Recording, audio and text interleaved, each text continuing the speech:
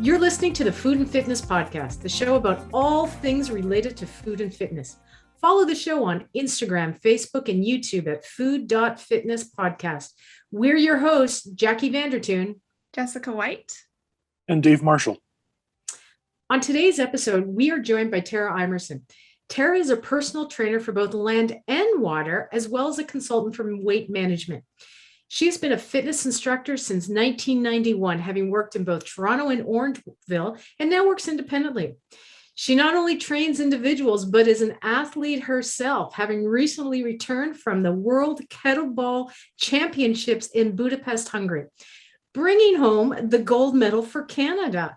On top of her athleticism, Tara is also an artist, having graduated from Sheridan College's program in technical illustration. Welcome, Tara. We are super excited that you are here, and we're so excited to be able to chat with you today. However, I'm just going to go right into the discussion because I know I want to know, and I'm sure Dave and Jess want to know as well. How does it feel to bring home the gold in the World Kettlebell Championships? Well, there are many gold medals that are won at the International Union of Kettlebell Lifters in Budapest, and I just won one of them. So it was a very euphoric experience to be part of Team Canada as a whole, to represent my country at an international level as a veteran. It goes beyond just your performance as an individual, but contributing to the placing and the representation of the team as a whole. So all around, the team experience itself was a fabulous experience. You are way too humble. No. I don't have a gold medal. Tara or Jess, Dave, I don't know how many you guys have. So, I remember the Canada Fitness test. Do you remember those as a kid? I was able to get a bronze badge that they gave out to everybody. I don't think I did very well at it. Oh, but so you can change. That is awesome and inspirational. Tara, I had no idea about this sport until I actually started seeing it on Facebook when you were posting things. Can you tell us what kettlebell competitions are and how did you get into this sport? Well, there's kettlebell. A lot of people are familiar with what's called hardstyle kettlebell, which is often what's done in a lot of fitness classes and CrossFit and things like that. Kettlebell sport is international. It's been around a long time, more in Europe. It's pretty new to North America, and it goes beyond gym training. We use specific competition bells that are all the same. They're consistent size, they're consistent shape, regardless of the weight. So as you train, the weight never changes size or shape. And then there are specific lifts. There are 3 lifts. One's called snatch, long cycle, otherwise known as clean and jerk in some circles, and one arm long cycle for women and 2 arm long cycle for men. And then the last lift is jerk. Then there's another event, which is biathlon, and that is 2 lifts. So you can do, you do jerk and you do snatch, and they combine the points together. Now, those are the lifts, and all lifts are a 10-minute set. That's what the challenge is. So if you think about in your regular gym class and you're doing 20 reps and you think, oh my gosh, I'll never get through this. Think about lifting for 10 minutes nonstop. The same weight. The same weight. So you perform as many reps as you can. You get to switch hands once only. And then you can't switch back to the other hand. So one switch. So sometimes it's 5 minutes each side, but it may be up to the person. I generally go 4 minutes with my weaker side and 6 minutes with my stronger side. Your competition will be with someone who is in the same body weight category as you, lifting the same bell weight as you, and they'll be in your same age group. that's why at 57, I'm a veteran. So I had initially trained in hardstyle, which uses the different bells, and it's more about the routines and the fitness, and it tends to be a little less goal oriented. So I wondered, so I can do these kettlebells, but where are we going with this? Runs, we have races and that.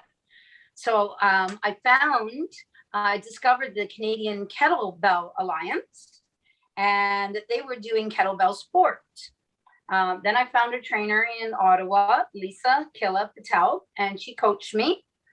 And I just fell in love with it. I loved the thrill of it. And after becoming certified, I teach kettlebell sport as well. I love to introduce it to clients. It's an exceptional physical challenge. That is awesome. So much I'm learning right now. Yeah, no kidding. Like I'm seeing, like, is it similar to Olympic lifting? Like you're talking about the clean and jerk and the snatch. So yes, I'm seeing two bars. So right. So men will use 2 bells and women will use 1. Okay. So in those traditional lifts, it is similar. And similar, so in Olympic lifting, the plates are all the same size. So the bells are all the same size in kettlebell sport as well. Yeah. Wow. How did you go about representing Canada? Like what process did you come through or go through in order to say we're Canadian or Canada on your back? So the CKA, the Canadian Kettlebell Alliance, hosts a national competition every spring. And kettlebell sport is fairly young in Canada. So it's not like we have regional competitions that then you go to national. You can go straight to nationals if you want. We do have small competitions around, but they don't. You can still go to nationals if you want. And then there's an international ranking system. And if you make your ranking at the nationals, then you could be invited by Team Canada to represent. And I was fortunate enough to be part of it. I have been really fortunate that I have been part of medical teams for Canada. And honestly, there is nothing more prideful for me than wearing Canada on my back. It is, yes. I wear it with pride, knowing that, I'm helping to represent my Canada, but I'm not an athlete, which is amazing. So you are really, I want to say lucky, because it's not luck, it's hard work that's got you there. So well done for you. Thank you. Yeah, it's amazing. Shifting gears a little, can we chat a little about your career as a personal trainer? Can you share with us how you decided to become a personal trainer? Sure. Yes. And it's exciting this year because this is my 30th year as a fitness professional, and still excited about what I do. And I had never intended to go into this business. So my original intention was just temporary. Jackie had mentioned I'd gone to Sheridan College for illustration. So I've been working as a technical illustrator doing architectural rendering. When the recession of 1991 hit, and there was no work in my field. I was working for some of the best architects, and there was no work in my field. I'd been a regular at the gym, and I was there all the time. And I decided to pursue teaching fitness classes for the time being to get me over, this period in our economy. And then it seemed natural to me. And I never really left it. And I just kept getting more certifications and more qualifications and expanding my skills. And then, so I started with the Toronto Parks and Rec as a fitness instructor there. And then clients were asking me to develop programs for them. So then I became a trainer, and I now teach a variety of classes focusing on resistance training, weightlifting, TRX, kettlebell sport, which we talked about. Privately, I do aquafit for people, and I introduce them to SUP. That's another passion, which is stand-up paddleboarding. And then one of my specialties is weight management, and then healthy back mobility and strength. So I've covered a lot in the years, so I can help you with pretty much anything.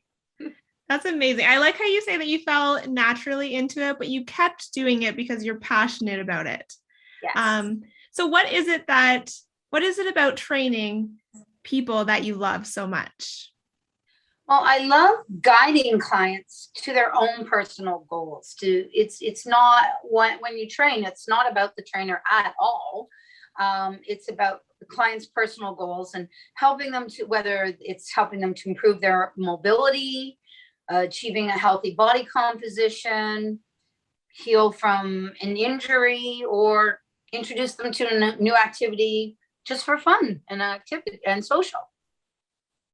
It's amazing. What do you want people to know about personal training and hiring a personal trainer from the perspective of someone who has never hired one before? Okay, that's a good question. So be very clear with your trainer about your goals, because they're using that information to build a plan for you. Be realistic about what you're going for. Is it a realistic time frame you're asking as well? Can you commit to a schedule? Do you have the budget for this? And then always consult first with the trainer to ensure it's a good fit and you both know what you're getting into. Referrals are a great place to start. Ask other people who they've trained with, what their goals were, how the trainer worked. See, when you get a consult, then usually a trainer, well, in my case, I'll do that at no charge. And then you can, if you don't like what you hear, you can walk away. And likewise, if I feel you're not being realistic, I'm not shy about saying that, right? Because we want success for everybody. Yeah, I think that that's important, to be like open-minded and just have that connection with whoever you're hiring, right? Because yes, it is kind of at a personal level, and it is good to be. It's called personal training, and it is very personal, and you have to put your trust in them. Exactly. Yeah. So when you're coming into personal training, just diving into deeper what Jess said there. So like, what are the benefits that a personal trainer could bring rather than kind of just using a poster or a YouTube video? Well, your trainer has, well, depending on who you go with, your trainer has years of experience. Usually, they'll set up a plan for you. So they'll take the guesswork out of figuring out what you want to do to achieve your goals. They'll make a timed plan that's specific to your needs and your abilities, and it'll all be laid out. Some trainers, such as myself, can also help you with your nutrition, whether your goal is weight loss or whether it's just properly fueling for the sport, for the goal of what you're trying to achieve. A trainer may also be the next stage after you've gone through either physiotherapy or been seeing a chiropractor for an injury, and now you want to ease yourself back into what you're doing, but there's a link missing there that you need to get yourself safely back into what you were doing or even your everyday life. A trainer keeps you accountable. They keep you on track, and they're constantly working towards progression and towards that end goal. They try to do things very measured and keep you motivated at the same time. A lot of times, we're told, stay physical, or I think a lot of slogans that Canadians can be used to is keep fit and have fun. It's something that we've heard around for years, right? But a lot of times you hear it so often that it can kind of get muted or it goes into the back of your mind. But what are the real benefits that someone can take from having a personal trainer, keeping them physically active? Well, the benefits are as far as keeping them active, the physical activity is beyond beneficial, but crucial for your well-being and health, both physical and mental. we could eliminate a lot of ailments, reduce a lot of ailments people live with when they choose to embrace a permanent active lifestyle. It sometimes seems challenging to reach those people. You say there's a lot of buzzwords in the community, but those who do actually embrace physical fitness, they lead to a fuller life of greater mobility, strength, stress release, ability to take on adventures in life, activities, expand their social life, extend the length of their life and the quality of their life. I think something that we can all really take away from that is the reduction of stress. And I think a lot of people have been cooped up in their house and they didn't know what to do. And, maybe that's why you couldn't find gym equipment anywhere. Like you go on Amazon, sold out. You went onto websites, it was sold out. You go into Canadian Tire, everything was sold out. And next thing you know, people are making like, I'm selling dumbbells made of poured concrete. Like, yeah, they're everywhere. Just people wanted to get moving, get off the couch and get that stress reduced, right? Yes. Cooped up with the same people all the time too. Yes. Fresh face is always nice. Yes. Recently, we actually spoke with Matt Miller, and he brought up the fact that physical activity is really important in children for injury prevention. So kind of starting a good foundation. Now, does physical activity impact different people in a different way? And if you're looking at physical activity, should a male approach it differently than maybe a female would? It depends on what they're experiencing. I think for both sexes, there's a lot of commonality. The only thing different I find between a lot of men and women is women tend to take on the role of looking after everybody else first. And they often put themselves last. And more women are realizing if mom ain't happy, nobody's happy. And so they have to look after their own mental and physical health before they can be there for their family. Now, both men and women, it will help reduce stress much more and help them with this, be a good role model for their family. I don't see a whole lot of change other than that whole point about priorities.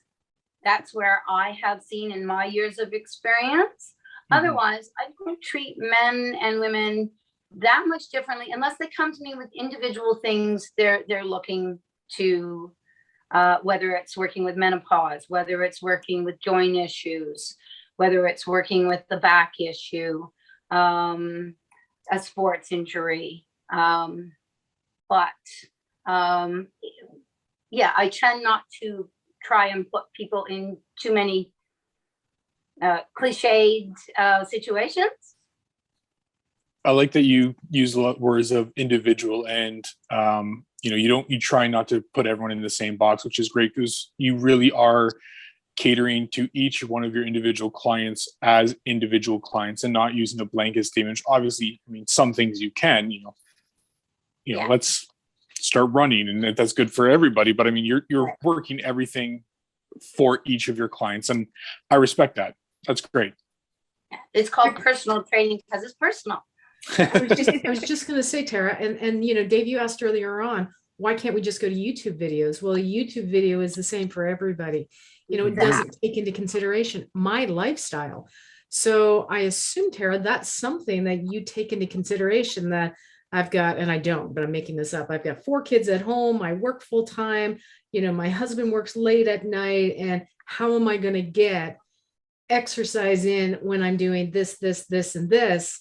I barely have time to have a shower in the morning. So, and that's looking at the reality and making a plan and figuring it out. And everybody's got their own situation. Mm-hmm. So just expanding on Dave's question just a little bit, because you did mention a little bit about the mental side of physical education or just being active. What do you think, why do women come to see you for the personal training, and what changes do you notice, not just the physical, but more of the social and emotional side with exercise? Oh, well, I've found that it has empowered so many women to do things that they never thought they could do before. And then they take that out with them into life and try new things. And they may be small things. They may just be just making different decisions. But yeah, it's really empowering to see them go places they never thought they would. Yeah. That's fantastic. Yeah, I love that. I love that empowering women. That makes my heart sing. Absolutely. Yeah. Tara, you and I don't know if we're older than the average population, but certainly amongst the four of us here, you and I are a little bit older.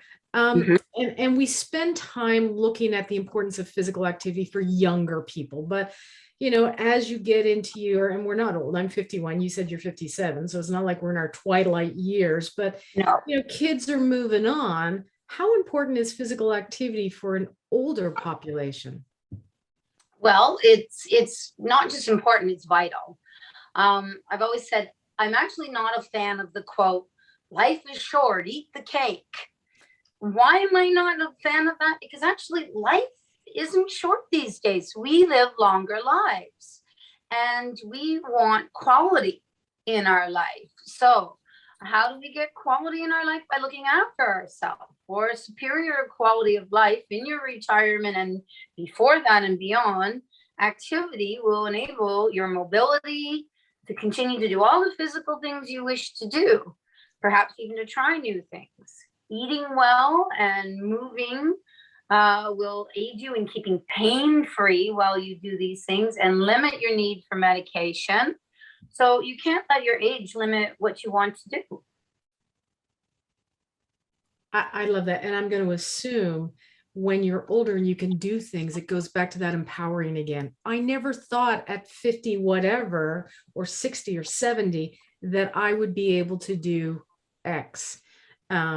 I'm assuming that goes in there. And that's the beauty, I'm guessing, of physical activity that you've seen, is those changes that take place, not just the physical, because we focus on the physical, but those other changes that take place too. It's back to the empowerment of being able to do things. You know, I'll go surfing in the Caribbean, and there's people out there, maybe not a lot, but there's surfers in their 70s, and that's so cool to see. And at the kettlebell competition, there were participants in their 70s, international competitors at the age of 70. When you go, I think we've met on cross-country ski trails too, and you'll see people ski late into so you want to keep your mobility so you can do all these things and live a really full, fun quality of life. I love it. One of my favorite t-shirts I own. In fact, I wore it out. It said exercise, and in the exercise is medicine. And I literally wore it out because I wore that t-shirt everywhere. Yeah. We know, and it's often publicized, particularly amongst moms with school age kids or whatever, there's lots of barriers. And we talked about that just a little bit. But as you get older, like, for example, my kid's 16 and 18. So really one of them's in first year university and the other one, he's hanging out with his friends right now. What barriers does an older population face? And I'm thinking 60, 70, 80, 90, 100 with being able to continue with a physical activity lifestyle. And how do you help them overcome those barriers? Well, they do need a support system to guide them. Some people are restarting, and some people need to adapt what they're already doing. So, they need a support system, how to modify the movement so it works for their current level of mobility, rather than used to be years ago, doctors would just tell you to stop doing that. But we can modify moves, we can modify different exercises to the current level of mobility. And that's where a trainer can safely instruct properly adapted moves that will still progress you and at an appropriate pace as well. I love that. My dad was recently visiting me. He is 81, and his mind is somebody who's really young, but you can see his body struggling a little bit. the beauty of him, he still talks about, yeah, I really need to get back into shape. And he says, I need to start going for longer walks again. And for that, he means like 3, 4, 5 kilometers. I'm like, you go, Dad. Like, don't let anyone tell you to sit down now that you're 81 and, sit in your rocking chair because you deserve it. So I love that you're promoting that. Yeah. It's great when you can connect with all ages too. So that's what sport will bring together, different age groups working together rather than putting you, when we talked about the male, female slots to put in, same with age groups. You go to a lot of events and there's people of all ages involved in sport and athletics together. And that keeps your mind young. That keeps your mind young too. I actually just saw a short video shared by one of our previous guests, but it's called The Last Hike. And it's a gentleman, and he actually just set the age record for the oldest person to do a through hike on the Appalachian Trail. And it was just cool. Like, it was so mind-blowing and motivational for like a gentleman of his age. I can't remember. I want to say in his late 80s to early 90s, was solo hiking this with support at each section. But man, I loved it because he was so sharp mentally. But you know what we have to stop saying is, oh, that was so great for his age. Think about hiking that trip at any age. Yeah, but you do that at 92. It's a whole different but it's thing. An accomplishment. So what I'm saying is not to say, oh, that's great for your age. Yes. It's just great. It's just great. Right? So I'm kind of the food guy here on the podcast, and I know that you're passionate about food because you're passionate about weight management. So what are some kind of mistakes or misconceptions, can't pronounce that word tonight, that people make when they're looking at weight management and when they're looking at their food? Well, it's a confusing issue these days. We actually have an overload of information in the media every single day, on Facebook, on Instagram, in the newspapers, on the radio. There's all sorts of information out there, but it can be challenging to know if the source of it is valid. Is it backed by an advertiser that's pushing a product? What does it mean to me? It can be challenging to understand, how do I apply the knowledge to yourself? So weight management differs from dieting. You learn how to eat balanced macronutrients, understanding your need for carbohydrates, fat, and protein that will properly fuel your activities without drastically eliminating any food groups. A lifestyle plan that you can live with daily should be the goal. A lot of people say that physical health starts in the gym and weight management starts in the kitchen. Is it possible for someone to out-gym a poor diet? Not really. Not usually. Yeah. Maybe when you're young and you've put a few pounds on and you think you'll just go burn it off at the gym. But our metabolism starts to slow down and everything catches up with us, and bad lifestyle catches up with us. We often pick up bad lifestyles even from our own family. So weight loss may be the goal, the type and the amount of food will determine your body composition no matter what exercise you do. Even though, as you say, you want to lose weight, but as far as your body composition, your fat to muscle ratio, the more lean muscle on the body, the higher the metabolism. So someone who has higher muscle mass and then someone else, and they're both just standing there doing no exercise, but the one who exercises regularly is going to burn more calories just at rest even. So their metabolism is going to be higher. So now, that said, it doesn't mean you can't schedule in treats for yourself. Nobody becomes obese because they have the odd occasional indulgence. And I always say to be careful of the word occasional. Be rational about it and make sure that it is occasional. But then also, no one remains lean while eating the occasional healthy meal. So you have to have some consistency. It must be habit. You have to learn what you like that is healthy, and you have to live without what is harmful to you. So food can heal us or it can harm us. Can I just ask a real quick question about that? Just because Christmas is around the corner. Yes. And how do you manage people who say, hey, Tara, I want to lose 20 pounds in 3 weeks. Can I hire you and we're good to go? How do you deal with Well, those people? my first question will be, why 3 weeks?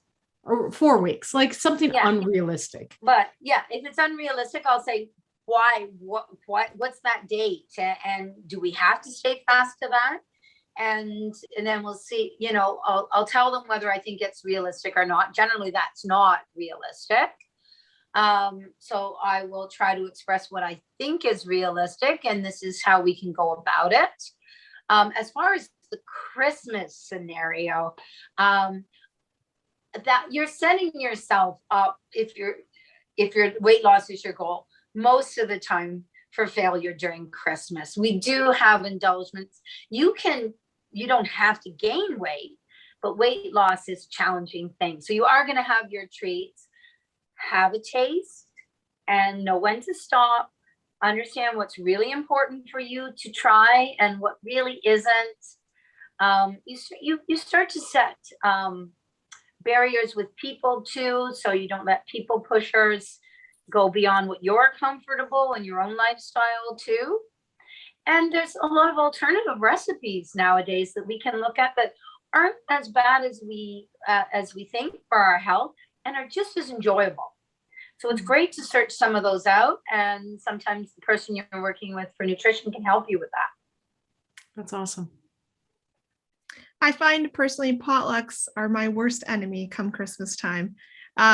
And talking about indulgements, we're just getting rid of our Halloween candy still. So it seems like there's one thing after the other, but definitely leaning on a personal trainer is helpful to get you through that. And recently you've had to take your personal training online. How have you done that, and how have people embraced the online experience? Well, that was a real shock for the whole industry. The whole industry went along with quite a set way of doing things, which, it has actually opened some things up. Well, it's been a challenge in other cases. So like a lot of people, not like you, Jess, because you're great at that, but like many, technology actually is not my strong point at all. But we can't ignore tools that, in fact, make fitness more accessible to people.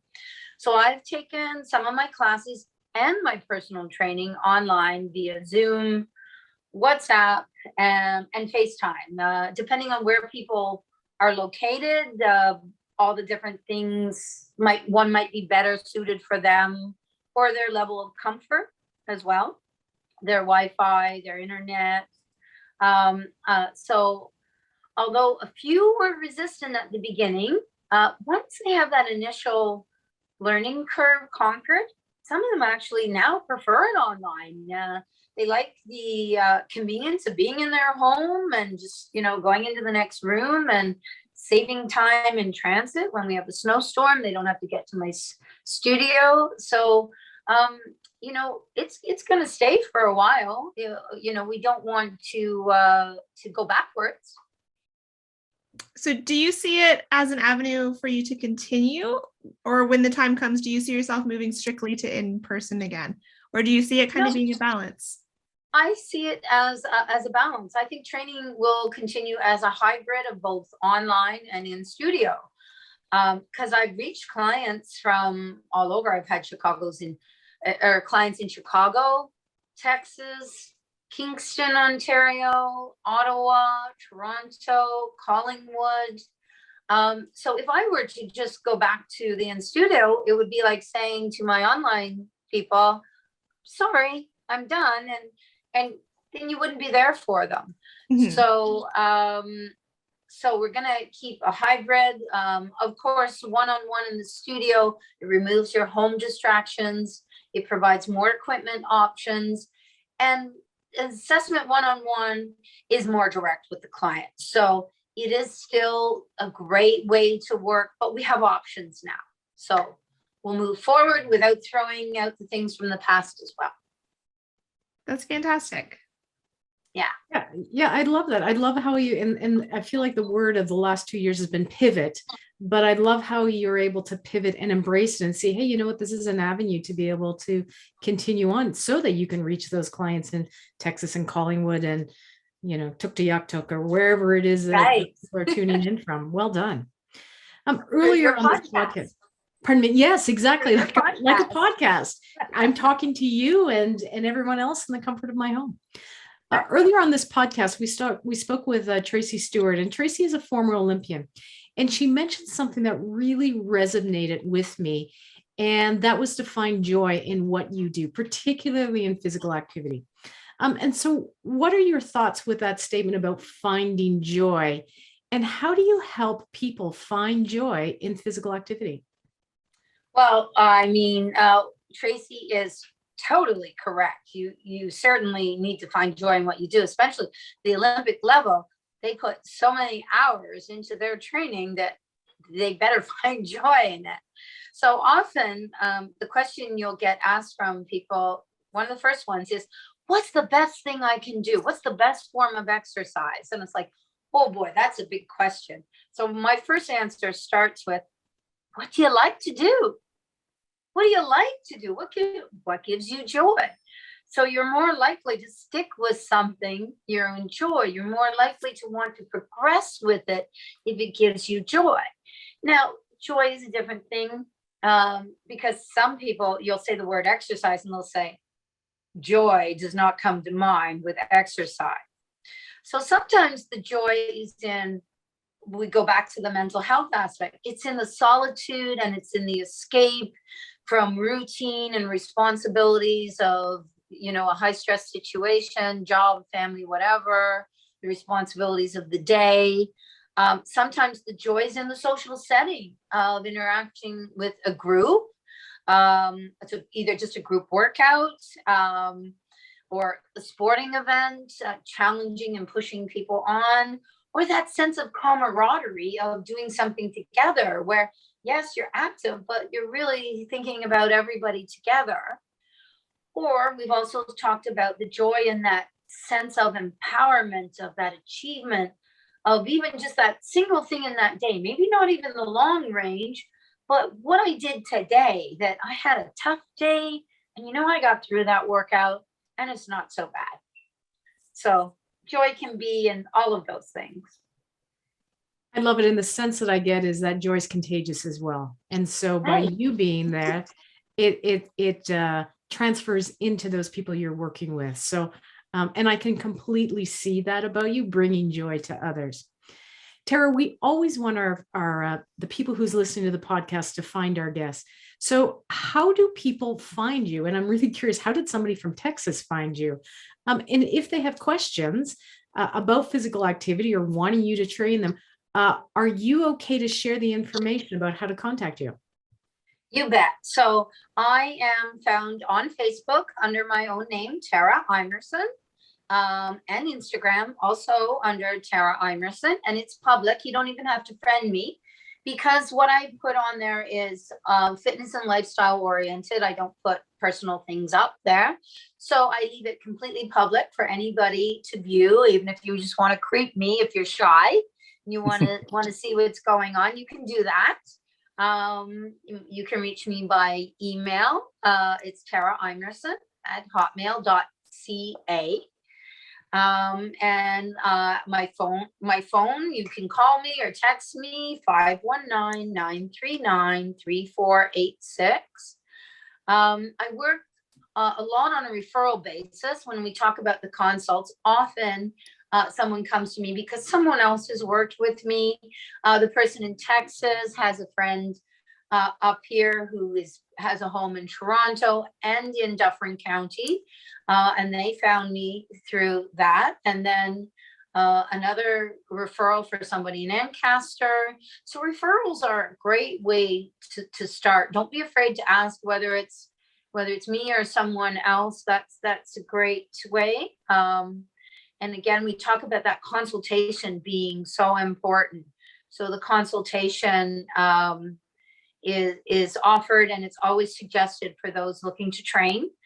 Sometimes it's just figuring out, you may not want to do personal training, but you're trying to figure out what sort of class should I take? Where would I fit? And I can help you with that as well.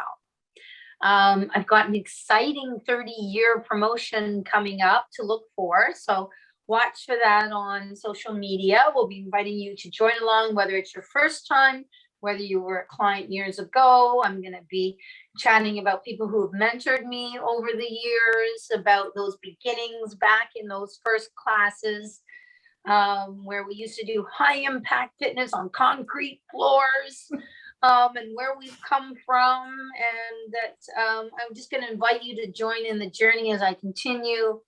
Time goes on and we're just going to keep up with it. I just had a flashback of oh my gosh, I should find that picture of my satiny aerobic suit, the one piece with the bicycle tights underneath that everybody wore. Yes. Oh my gosh, with the big hair and the headband. Yeah. And the leg warmers. Yes. Oh, yeah. that girl surprisingly was me. Jane Fonda. Wow. Tara, thank you so much for joining us today. I love your athleticism and your encouragement. I've had the opportunity to run across you many times through skiing on the trails, or, even, and we hadn't talked about this, Tara's also a competitor in the SUP world as well. So even on the water, and I love how you've always been very encouraging, because, short story, we met at Island Lake, and you were really passionate about helping my husband, who's, relatively new in the SUP world, and giving him tips and, offering to help him come out as well. So thank you. You've always offered a wonderful smile, advice, and an encouraging comment. Well, thank you for having me. I just want I just want people to enjoy the physical benefits of being active. And if we can help anybody in any way, that's a great thing. That's awesome. Thank you so much, Tara. That's awesome. Thank you. Thank you for watching and listening to this week's episode of the Food and Fitness Podcast. Join us next week when the hosts of the Food and Fitness Podcast sit down to reflect in our Team Huddle episode.